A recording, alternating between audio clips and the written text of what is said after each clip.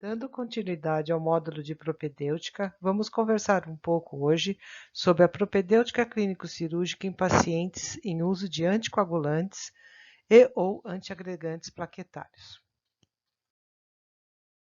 Vou começar fazendo algumas perguntas que representam, no meu entendimento, as principais dúvidas em relação ao atendimento a pacientes em uso desses medicamentos. Ao final dessa apresentação, você deverá ser capaz de responder a cada uma delas com segurança, ok? Para cirurgias orais menores ou cirurgias odontológicas, deve-se suspender os medicamentos antiagregantes? E os anticoagulantes? Quais os principais exames para monitorar a anticoagulação? Quais os níveis seguros para a cirurgia odontológica? Como proceder em caso de intercorrências? Para entendermos o mecanismo de ação dos antiagregantes e dos anticoagulantes, vamos recordar brevemente o mecanismo de hemostasia.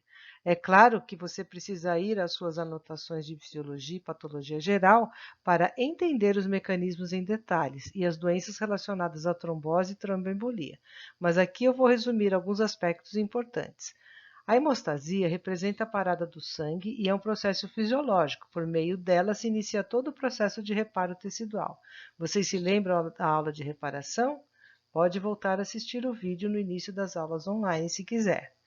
Bem, o processo de hemostasia ocorre com etapas coordenadas e concomitantes, mas podemos separar didaticamente entre hemostasia primária, quando a parada do sangramento ocorre pela formação do tampão plaquetário ou trombo, e nada mais é do que um êmbolo de plaquetas que oblitera a abertura vascular, criada após um dano ou um trauma, que pode ser o cirúrgico. Em consequência a essa formação do trombo, vários outros processos se iniciam para estabilizar esse trombo ou coágulo, que é baseado na ação dos fatores de coagulação. Os fatores de coagulação se organizam em uma cascata coordenada e consequente para formar a rede de fibrina que irá manter este trombo estável.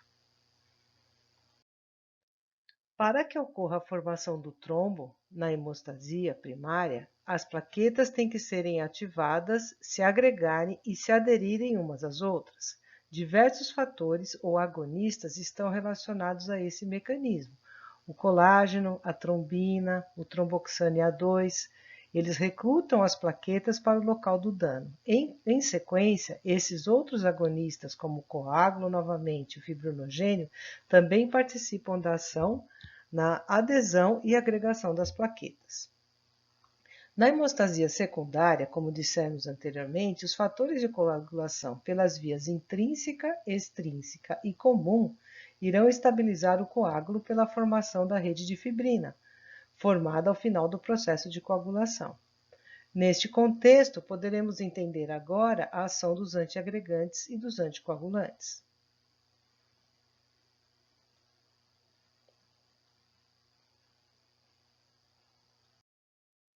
O uso de antiagregantes ou anticoagulantes, ou ambos fármacos, em situações de terapia única ou dual, dupla, dependerá do tratamento proposto pelo médico, que avalia a necessidade de uso de um ou mais medicamentos, baseando-se nos riscos do paciente para isquemia e tromboembolismo, correlacionando esse potencial risco com o potencial de sangramento que pode ocorrer e impor mudanças nas medicações e nas doses. Estes sangramentos não têm nada a ver com sangramento odontológico. Esse risco potencial de sangramento são hemorragias internas que o paciente possa apresentar como complicações ao uso de antiagregantes e anticoagulantes. É apenas o cardiologista que assiste o paciente que poderá avaliar ou reavaliar as medicações e suas doses. Mas, como veremos mais adiante, o papel do cirurgião dentista é, durante a anamnese, colher informações quanto à história médica pregressa e atual e as medicações e posologias de uso, para equacionar possíveis interferências que possam acontecer no transe e no pós-operatório nesses pacientes. Podem solicitar exames e avaliações médicas quanto à oportunidade cirúrgica, mas o dentista jamais deve modificar o tratamento médico do paciente. Aqui temos a representação de uma plaqueta, onde cada medicamento atua para a antiagregação, impedindo a formação do trombo primário. Essa imagem foi retirada desta referência nesta referência aqui. E explica bem o papel de cada tipo de medicação utilizada para antiagregação plaquetária. Aqui vemos, por exemplo, o clopidogrel. Ele é um antagonista do receptor de ADP. É um medicamento novo, antiagregante novo, bastante utilizado. O vorapachar e o atopachar, que também são agonistas do receptor do PAR1, impedindo a ação da trombina. Então, esses dois estariam implicados com diminuir a ativação plaquetária. Aqui, fibrinogênio, fibronectina, tromboxane A2, que seriam os agonistas da formação da agregação plaquetária. A gente teria aqui a atuação dos inibidores do tromboxane A2, o AS, o ácido acetil salicílico, a aspirina. São alguns exemplos. Referir a anamnese que ele tem ou esteve em um quadro recente de cirurgia cardíaca ou intervenções cardiológicas, trombose, um infarto agudo do miocárdio, cirurgia para colocação de stent ou revascularização cardíaca e faz uso de drogas antiagregantes. Aqui temos alguns exemplos, como o AS, o clopidogrel, o dipiridamol e a ticlopidina. Podemos, algumas vezes, solicitar exames para definir o estado de anticoagulação.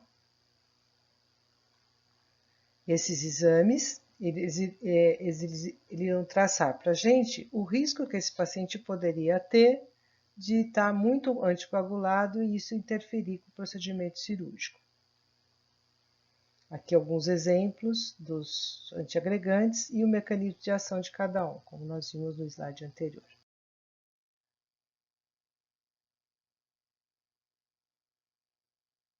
Alguns exames são muito caros e nem sempre acessíveis a todos os pacientes, mas existem exames simples, né, que os convênios e os laboratórios podem fazer, que é o TS e a prova do laço. Entretanto, eles são muito controversos quanto à capacidade de aferir esse estado de anticoagulação, propriamente dito, mas eles são exames que vão mostrar para a gente a qualidade da agregação plaquetária, juntamente com a contagem de plaquetas.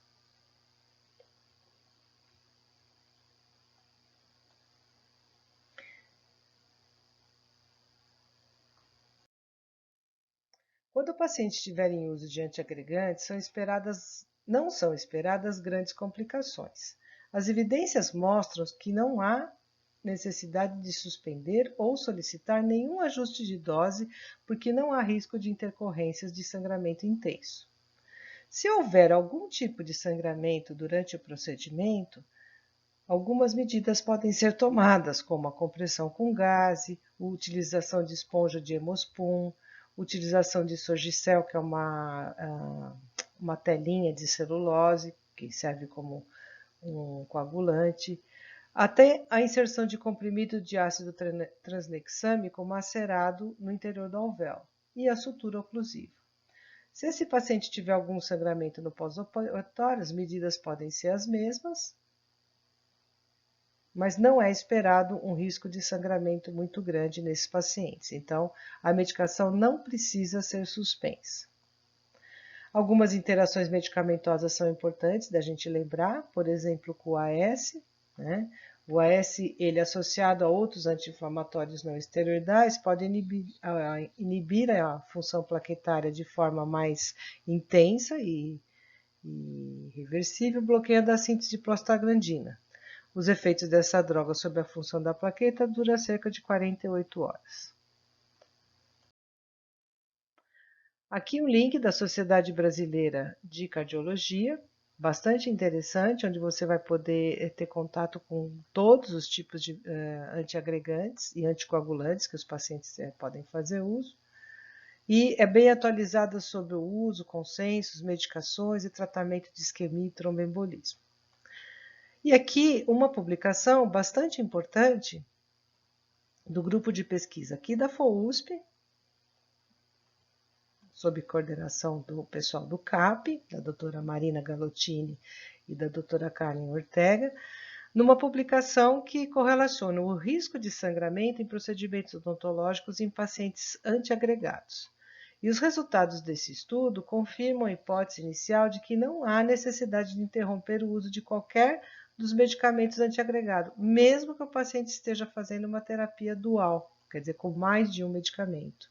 Então, não se suspende essas medicações antes de extrações dentárias, desde que o dentista esteja qualificado para controlar um sangramento intraoperatório, né, de maior intensidade, se for o caso, e resolver uma possível complicação hemorrágica pós-operatória.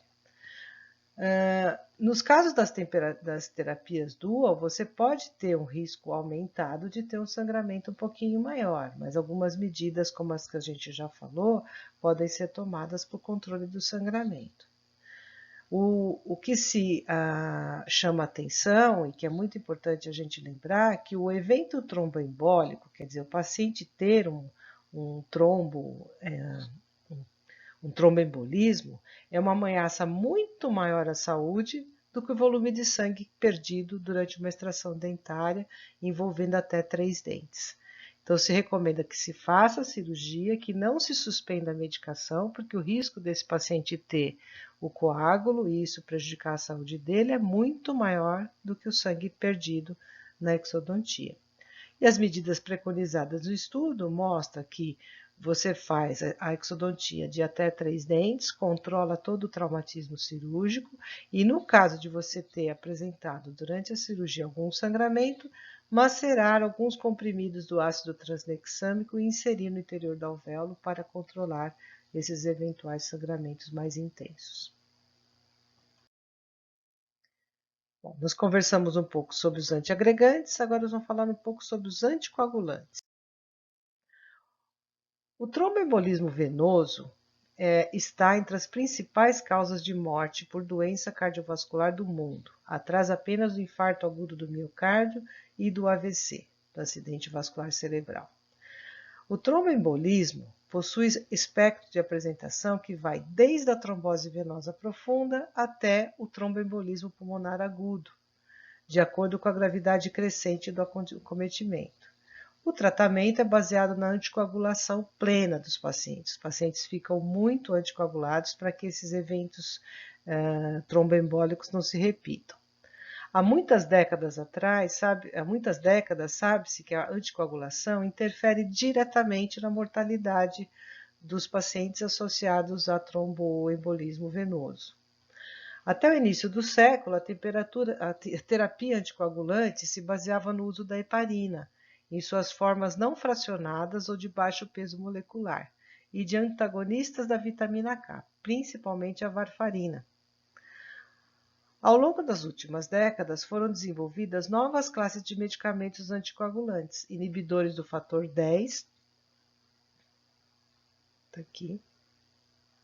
inibidores do fator 10, e inibidores diretos da trombina,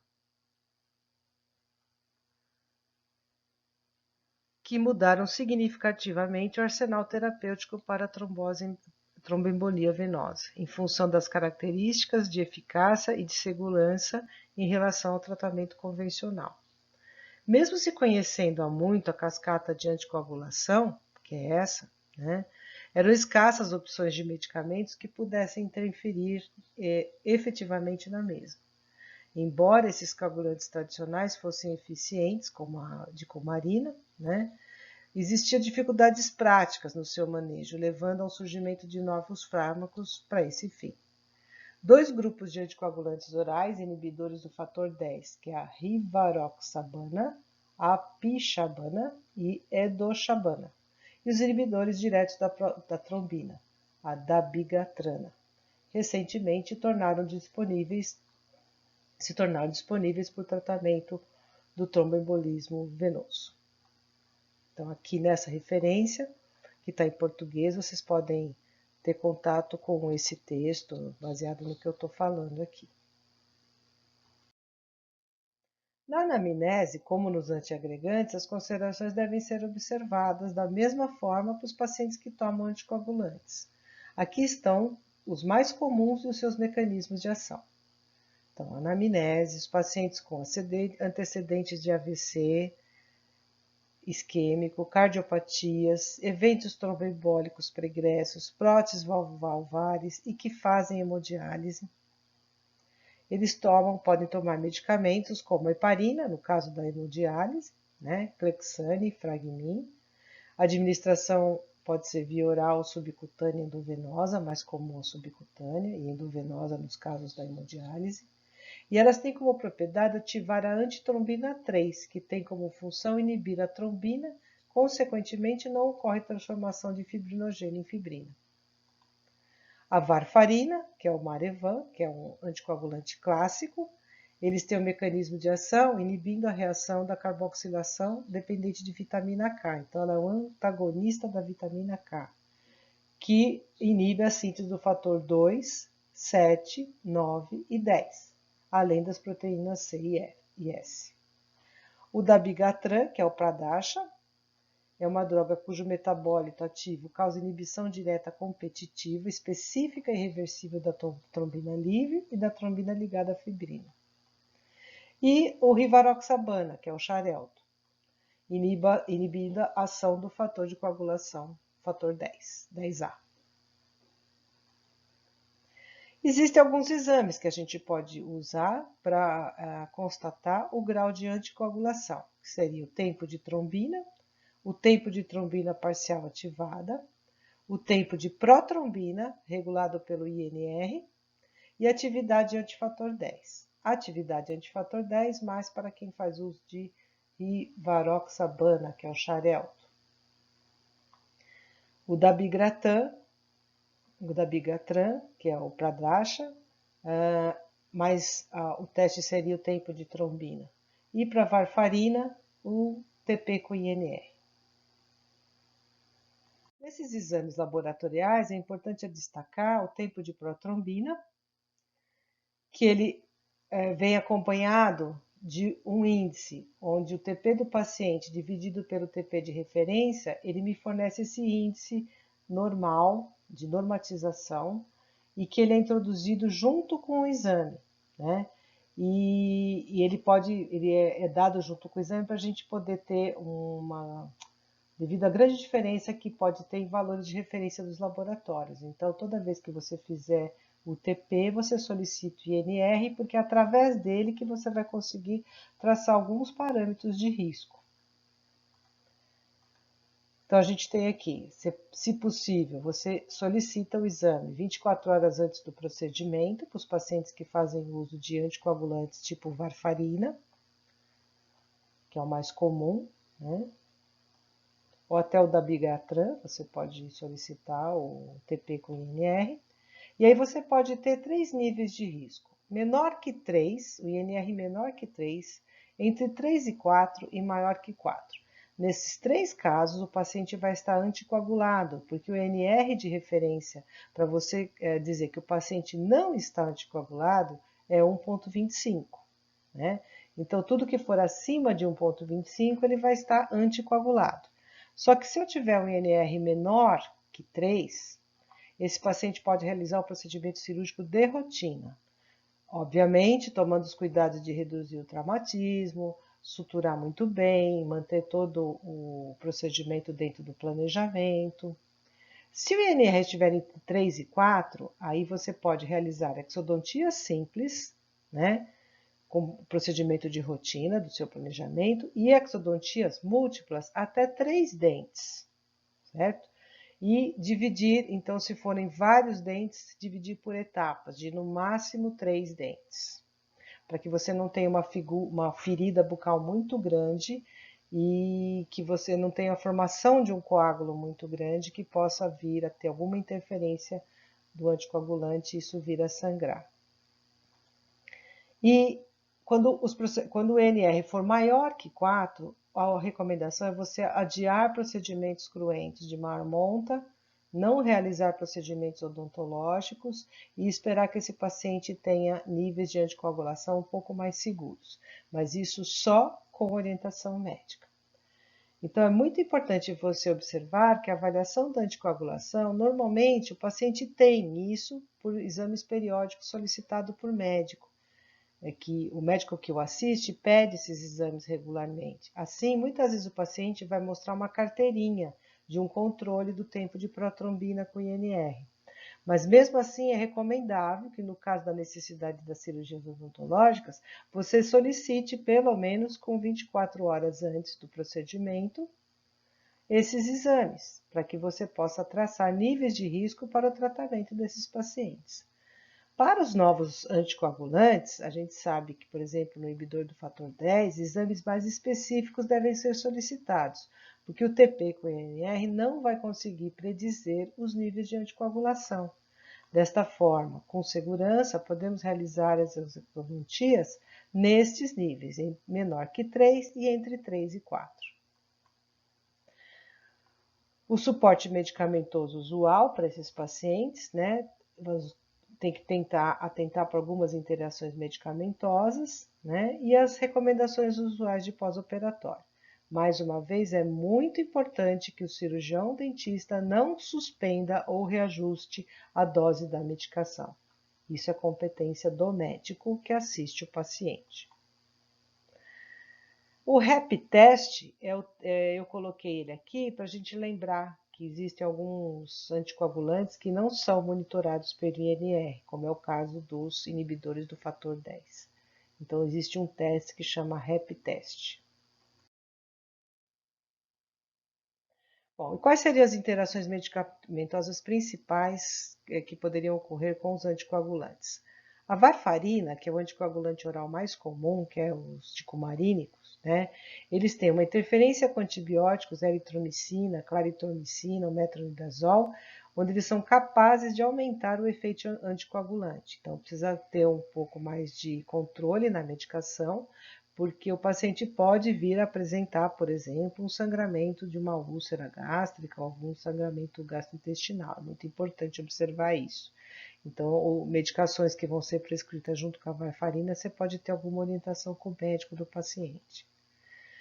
Anti-inflamatórios, tipo aspirina, diclofenaco, ibuprofeno, como eles por si só já elevam o tempo de sangramento, né? Por diminuir a agregação plaquetária, eles vão ter então uma ação antiagregante, podendo se somar no processo de não hemostasia desse paciente. E outros, tipo omeprazol, fluconazol, propranolol, aqui a gente tem um protetor gástrico, um antifúngico e um beta-bloqueador. Todos eles podem ter alguma interferência com a varfarina. O dabigatran, que é o Pradaxa, eles têm interação com cetoconazol, amidarona, verapil, quinidina, claritromicina e rifamicina. E o pantoprazol, que é um protetor gástrico. E a heparina, o uso concomitante de anti-inflamatórios não esteroides pode aumentar o risco de sangramento. Com o uso prolongado, então a gente tem que evitar a associação com corticoides também. E as intercorrências que podem acontecer nesses pacientes que fazem uso de anticoagulantes. Em caso de um sangramento contínuo, mesmo que o paciente tenha um INR de 3 ou de 3 a 4, né?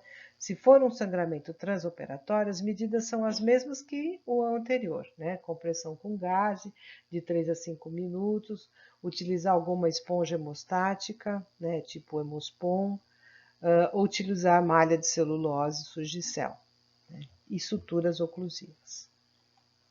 E no pós-operatório também pode acontecer algum tipo de sangramento. Então, as medidas são as mesmas: compressão com gaze, esponja de Hemospon, Surgicel ou sutura oclusiva. Existe alguma literatura, principalmente aqui do grupo de pesquisa do CAP, onde eles fazem algumas ações preventivas para não ter muito sangramento, que seria o enxaguatório com ácido tranexâmido 4,8%, 4 vezes 4 vezes ao dia, de 2 a 5 dias, né?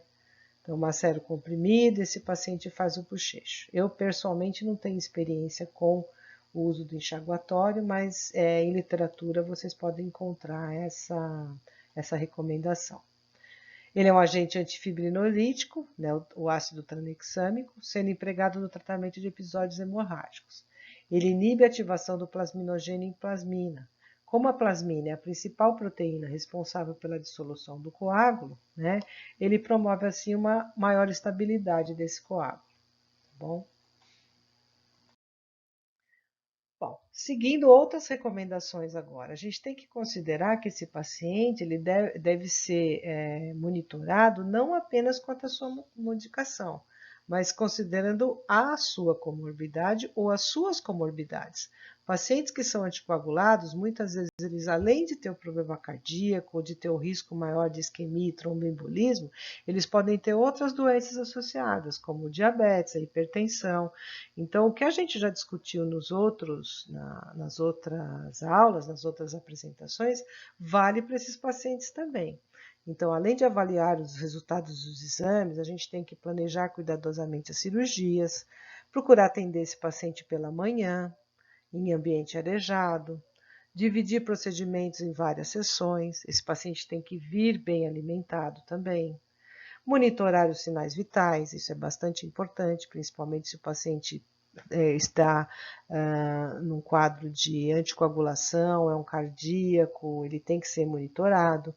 Reduzir o traumatismo cirúrgico ao máximo. Então, além de dividir em várias sessões os procedimentos, eu tenho que usar uma técnica o mais atraumática possível. Executar boa sutura, né? A gente chama de uma sutura oclusiva, não é simplesmente fazer um ponto ou dois de sutura, é manter aquela gengiva estabilizada, imobilizada e de preferência bem oclusiva no alvéolo do dente extraído. E reforçar sempre para esse paciente as medidas pós-operatórias, né? Para que ele não faça bochecho, para que ele se alimente com alimentos mais frios e líquidos, para que ele não agrida a região da cirurgia. Tá certo? Bem, gente, em resumo era isso. Se você tiver alguma dúvida, quiser discutir um pouco mais sobre o assunto, você entra no mural, deixa lá o seu comentário ou manda um e-mail que eu vou tentar responder o mais breve possível para vocês, tá bom? Bom, a atividade que eu vou passar para vocês dessa apresentação é você responder aquelas perguntas, aquelas 5 perguntinhas que eu fiz no começo da apresentação. Está aqui. Para cirurgias orais menores ou cirurgias odontológicas, você deve suspender os medicamentos antiagregantes e os anticoagulantes. Quais os principais exames para monitorar a anticoagulação? Quais os níveis seguros para a cirurgia odontológica? E como proceder em casos de intercorrências? Essas 5 perguntas aqui, o conteúdo que você teve nessa apresentação, vai te ajudar a te orientar o que realmente é importante você estudar sobre esse assunto. Então, não se limite a responder apenas não na pergunta, né? Procure em toda a apresentação e nas referências que eu passei, e em sequência existem mais referências para vocês aqui, algumas infelizmente em inglês, outras em português, mas se você estiver conectado pelo VPN da USP, da FOUSP, você pode conseguir pegar alguma literatura dessas referências pelo consultando o portal de periódicos, tá bom? No livro do Peterson também, alguns de vocês eu sei que tem um PDF, vocês podem dar uma estudadinha lá, tem algum conteúdo, alguma informação importante, e aí vocês não têm prazo para me responder, mas são 5 perguntas norteadoras desse conteúdo, que é bastante importante, que a gente tem tido uma demanda bem grande no ambulatório para atendimento desses pacientes, tá bom? Até mais, fiquem bem, e aqui está, no final da apresentação, as bibliografias para vocês complementarem tudo isso que eu falei, tá bom? Até mais, pessoal!